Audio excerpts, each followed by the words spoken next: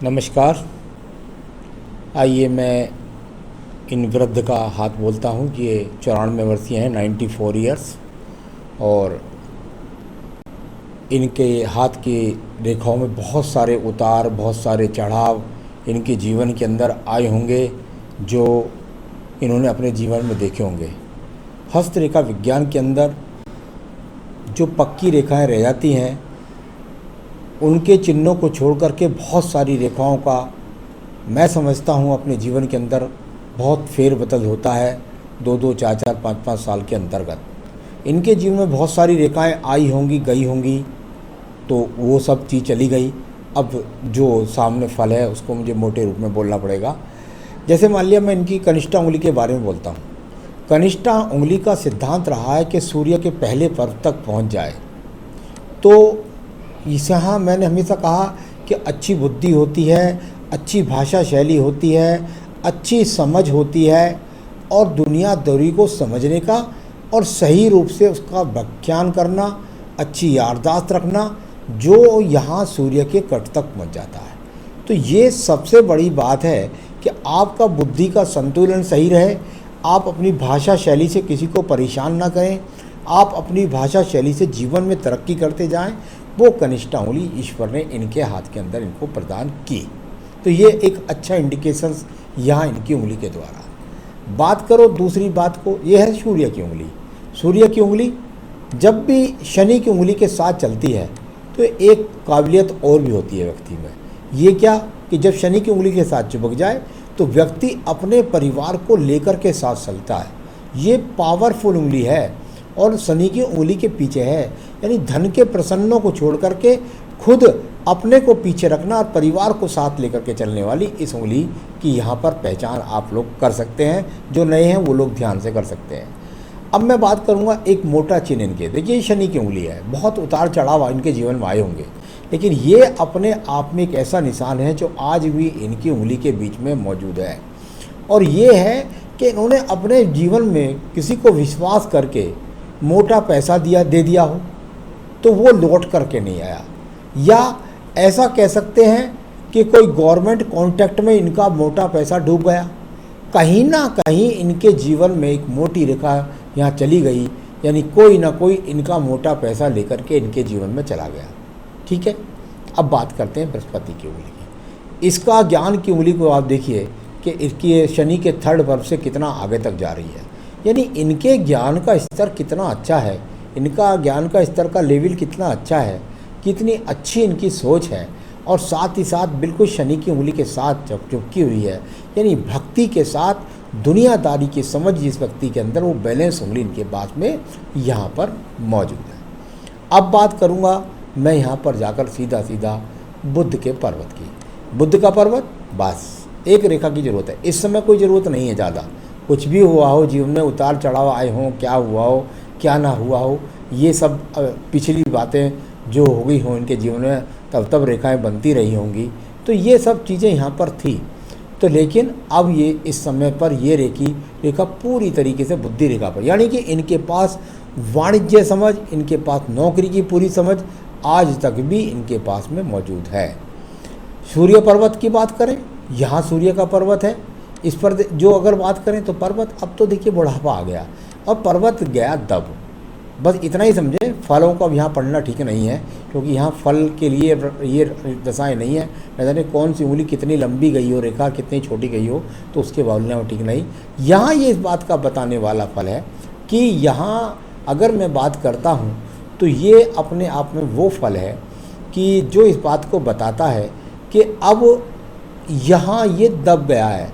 और जब सूर्य पर्वत दब जाए तो आँखों के रोग के साथ साथ हड्डियों के रोग भी व्यक्ति को परेशान करते हैं।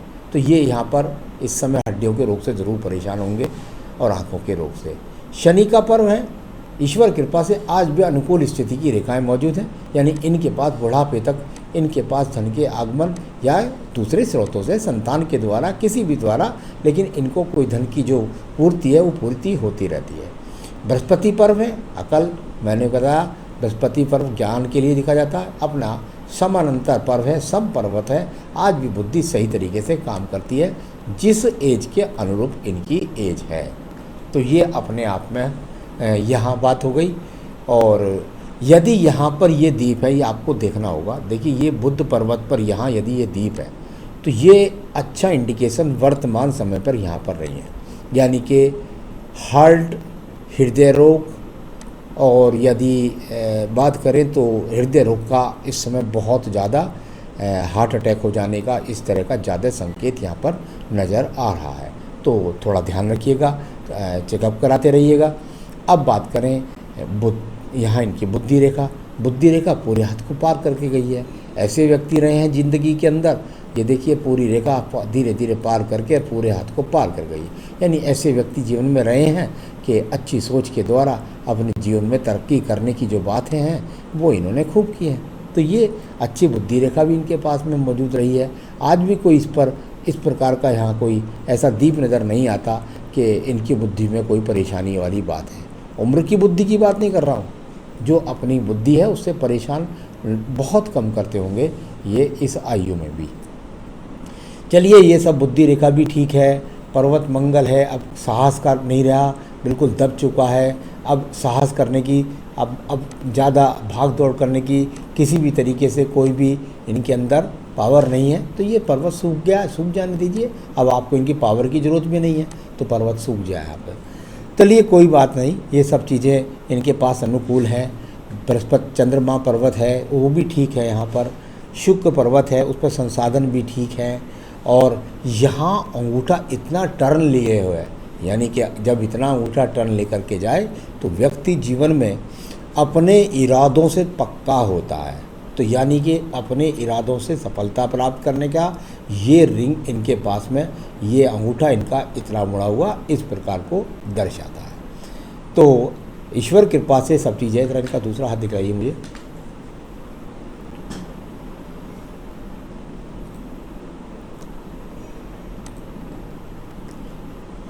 चलिए मैं आपको ये बताने की कोशिश करता हूँ यहाँ पर कि आखिर ये इतनी लंबी आयु तक क्यों गए। तीसरा भी है ना, तीसरा ये इतनी लंबी आयु तक क्यों गए, ये मैं आपको बताता हूँ। देखिए सबसे पहली बात, मैंने अपने कितने एपिसोड में कहा कि यदि नहीं, मंगल रेखा दूसरे हाथ में, यदि मंगल रेखा आपके पास में है तो ये एक कवच का काम करती है। इनकी मंगल रेखा यहाँ देखिए एक, और ये दूसरी मंगल रेखा इनकी दूसरी यहाँ। जब ये कवच रेखाओं के रूप में ये रेखाएं होती हैं तो ये रेखाएं व्यक्ति को सारी मुसीबतों से निकाल करके आगे ले जाती है।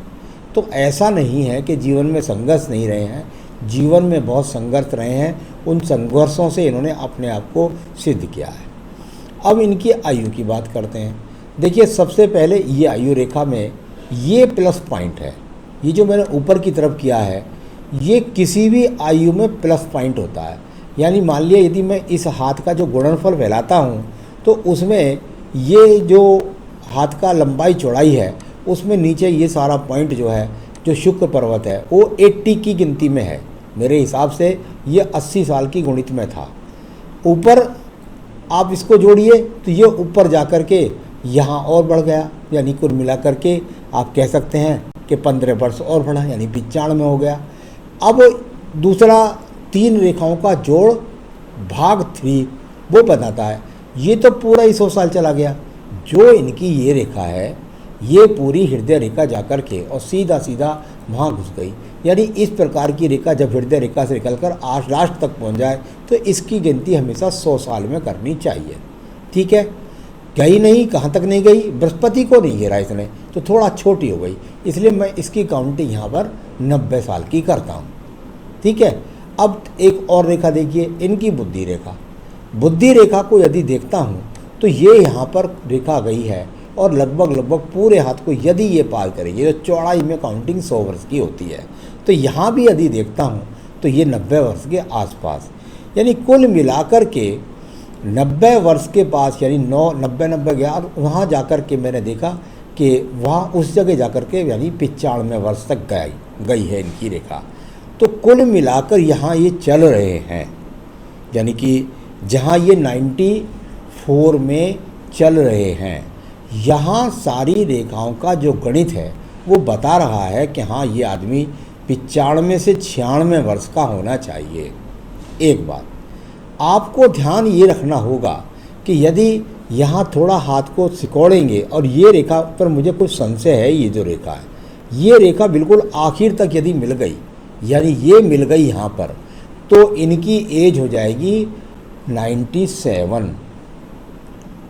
आपको खुद गणित करना होगा, ये अगर पूरी मिल जाएगी तो ये हो जाएगी 97। तो अभी मेरे हिसाब से इनकी एज को मैं पढ़ रहा हूँ 95, और उसके बाद वहाँ तक पहुँच रही है तो हो जाएगी 97। तो ये इस बात को, अब देखिए मणिबंध रेखा को, मणिबंध रेखाओं का नियम होता है कि जिस व्यक्ति के हाथ के अंदर 4 मणिबंध रेखाएं बन जाएं तो वो व्यक्ति 100 साला होता है। इनके हाथ के अंदर मणिबंध रेखा, एक मणिबंध रेखा, दूसरी मणिबंध रेखा, तीसरी मणिबंध रेखा और नीचे चौथी मणिबंध, यानी कुल मिलाकर सम्राट योग जिसको बोल देते हैं, यानी कि सम्राट से सम्राट योग की रेखा अंदर होनी चाहिए, सम्राट जैसी। कुल मिलाकर के पूरी 100 साल की आयु के लिए जो यहाँ पर 4 मणिबंध बनते हैं, यदि इनके हाथ के दूसरी तरफ रखोगे तो वहाँ भी ज़रूर रिंग बन गया होगा घूम करके, तो वो अपने आप में बताता है कि व्यक्ति 100 साला ऐसा व्यक्ति हो जाता है। तो कुल मिलाकर के इनका यहाँ भी लक्षण दिखाई दिया 100 साला होने वाला। अब देखिए आयु रेखा की बात। जब मैं आयु रेखा को वर्णित कर रहा था तो ये आयु रेखा यहाँ जाकर टर्न होकर के यहाँ शुक्र पर्वत के अंदर घुस गई थी, यानी कि अगर बात करूं तो बीच बीच में टूट कर चलिए, यानी इससे पहले इनके जीवन के अंदर कितने ही बार ये बहुत गहरे के साथ में हॉस्पिटलाइज हुए होंगे, और यहाँ पूरा रिंग घूम करके हाथ के अंदर उसने 20 वर्ष का भी बनाया, यानी इसके अंदर जाने के बाद 20 का बनाया, यानी कि कुल मिलाकर के 100 का बनाया इस रेखा ने। फिर भी मेरा गणित जो कहता है, मैं ईश्वर नहीं हूँ, लेकिन मेरा गणित कहता है कि इनके पास 97 की एज अभी है, यानी कि अभी इनकी 97 की एज है। इसमें कोई और रेखाएं मिल जाएं, बढ़ जाएं तो वो एक अलग बात है। यही रेखा मान लिया और लंबी हो जाए, यहाँ से कोई रेखा निकल करके बृहस्पति को पहुँच जाए, तो ये मस्तिष्क रेखा पूरे हाथ को पार कर जाए, तो ये बहुत सारे गणित आपको स्वयं भी देखने होंगे। तो कुल मिलाकर के इनके पास मेरे हिसाब से 97 की एज निश्चित रूप से इनके पास में है। तो आप इनकी सेवा करें, इनका आशीर्वाद प्राप्त करते रहें, और निश्चित रूप से एक वो दीप का ज़रा मुझे विशेष रूप से है जो मैंने बनाया था यहाँ पर, अगर वो क्लियर दिख रहा है तो थोड़ा सा ध्यान रखना होगा आपको, बस इतना ध्यान रखिए। और बस ईश्वर कृपा से इस समय जो ये अपने आप स्वयं कर सके, मैं तो कहता हूँ कि अगर ऐसे वृद्ध आदमी की जो आयु होती है वो स्वयं के पाठ करने की नहीं होती, अगर वो कर लेते हैं तो बहुत अच्छी बात है। और सबसे बड़ी बात है ये ईश्वर की गिनती में है मेरे हिसाब से। आप इनकी सेवा कीजिए, इनका आशीर्वाद ले लीजिए और भर लीजिए अपने पूरी झोलियों को। नमस्कार।